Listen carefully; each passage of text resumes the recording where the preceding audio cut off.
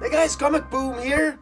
The countdown to Detective Comics issue 1000 begins with Peter Tomasi and Doug Mahnke's fantastic work here. Opening issue 994. Countdown to 1000. This is it, guys. This is impressive stuff. Man, this week for Batman's been absolutely incredible. Between Batman Annual number 3, The Batman Who Laughs, opening issue, the Detective Comics here. This is incredible. Great time to be a Batman fan. DC seems to really be hitting it out of the park lately on substantially most of their issues. I gotta say, this is a great time to be a DC reader.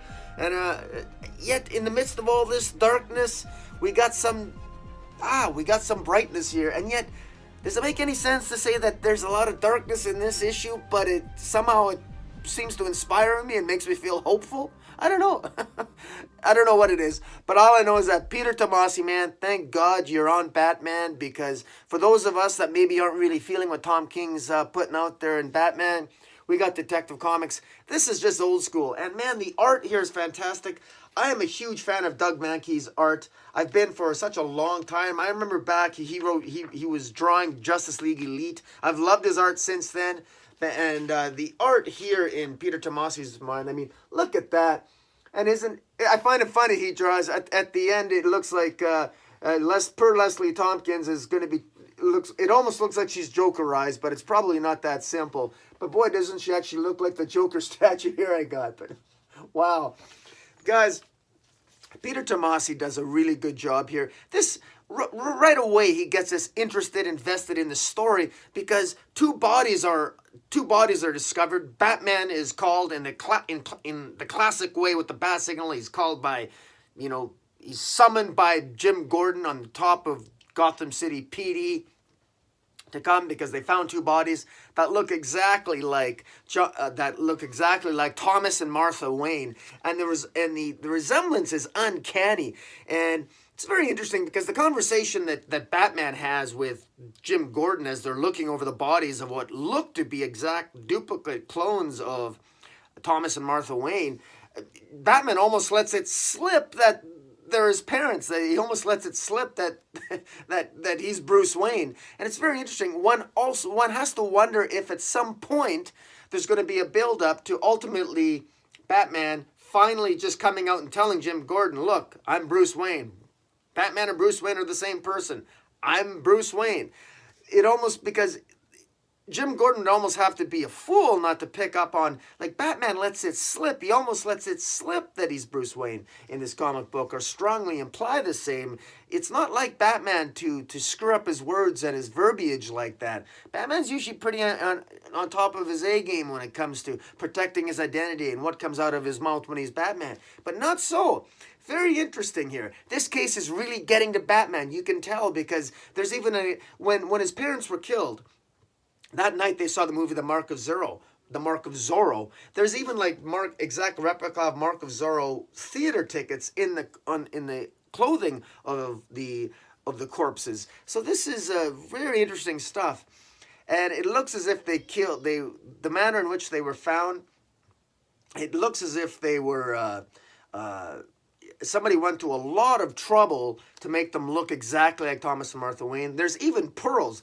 Remember, there's always that classic scene where Martha Wayne, when she was killed by Joe Chill, the pearls were ripped off her neck.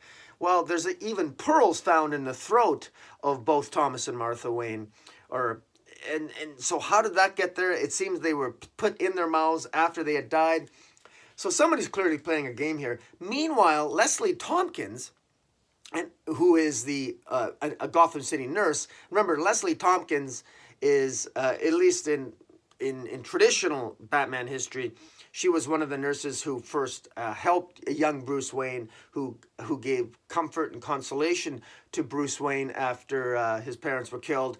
Leslie Thomkins herself is here. She is attacked. She's attacked by an entity here, attacked by a force, a monster-like creature. We don't really know what the agenda of this creature is, but it becomes apparent that Leslie is, in being attacked by this creature, the goal of this creature is ultimately to bring out Batman and to ultimately attack him. And the the altercation as Batman's trying to save Leslie Thomkins, and as Leslie's trying to run away from this crazy villain, Leslie Thomkins gets sprayed with what appears to be Joker toxin at the end, and that's how the issue ends. This is a beautifully drawn story. This was so tense. You could feel the intensity as Leslie Thomkins has a communication device. She's being attacked by this creature, and she's got a direct link to Batman. Batman's telling her, run to the roof, jump off the roof, do what I say. But Leslie's scared, and you can feel the tension as Leslie is fighting for her life and running for her life, because you really get a sense in the build-up in terms of how this story is told that this creature is going after Leslie. That the creature wants to kill Leslie, and that this is we don't really know why, but you could feel the tension as Batman's trying to get there to save Leslie. And you really get a sense that there's something at stake here. This is a very well structured and choreographed comic book. And the way the plot's laid out and the way that the story's written, you just get a sense that there's something at stake here. And so you get a strong idea that, wow, that there's a linkage between, it can't be a coincidence that just when the bodies of exact duplicates of Thomas and Martha Wayne are found, and then the appearance of this creature that is attacking Leslie Thomkins, that these are linked, and just the drama and the art, everything comes together so well. This is well worth a pickup, guys. Pick up Detective Comics. Clearly, this is moving toward what is, I'm going to predict, and I'm not the only one, this has been going around the web, that this is probably going to lead potentially to a revelation between Batman to Jim Gordon that he's actually really Bruce Wayne. I've always thought that Jim Gordon knows that Bruce Wayne is Batman. He just doesn't say anything because he doesn't want to upset Bruce or Batman. But maybe that's going to be one of the big reveals in Detective Comics 1000, is that Batman finally reveals his secret identity officially to Jim Gordon. We shall see. But in the meantime, guys, pick up Detective. You're not going to be disappointed. This is the way Batman ought to be written, man. Great stuff, great stuff. Also pick up Batman Annual number 3. It's a one-shot, great Alfred story. I'll be reviewing that. And in the meantime, Merry Christmas. Follow me on Twitter at Metropolis40. And until next time, hit the subscribe button and Comic Boom out.